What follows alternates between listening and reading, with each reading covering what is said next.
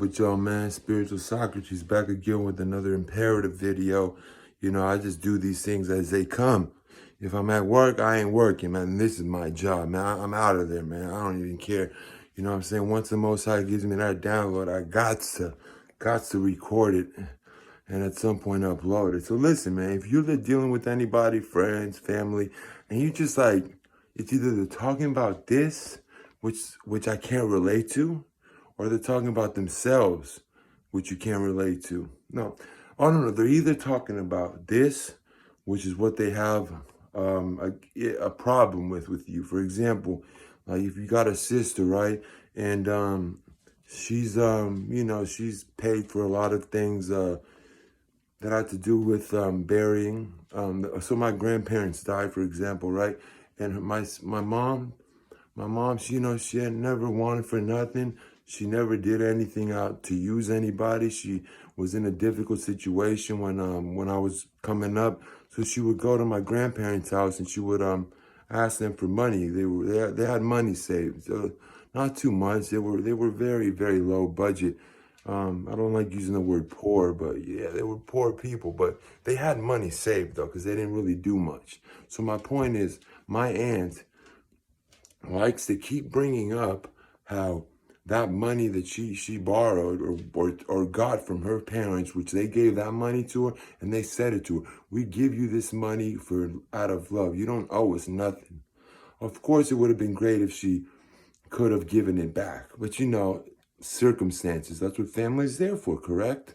Now, my aunt keeps on bringing up this old story about my aunt sees. Okay, so my point is people see what you're going through. They see the hurt that you're going through, the situation that you're in that's so much different than yours, the difficulties that you're struggling with, whether you have a son that has a disability, whatever difficulties, financial, there's some people, that's what they say, in the last days, your family shall turn from you.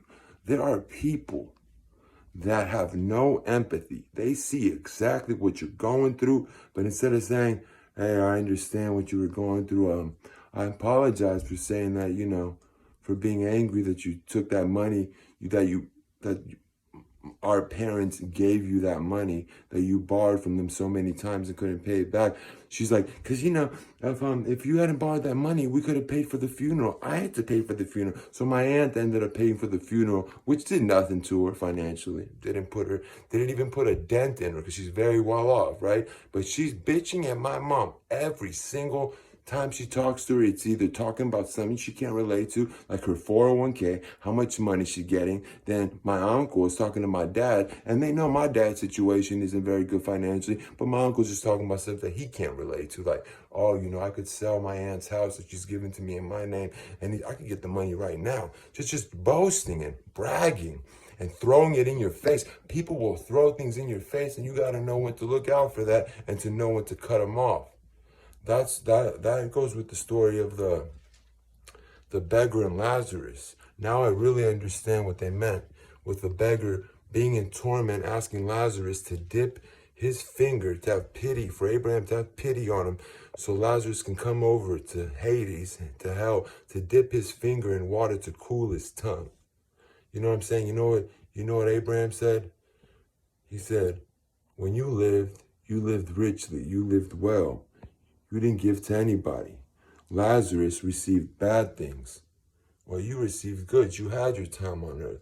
So now Lazarus, since he received bad things, while you received good, well, you had the chance to give, to be right.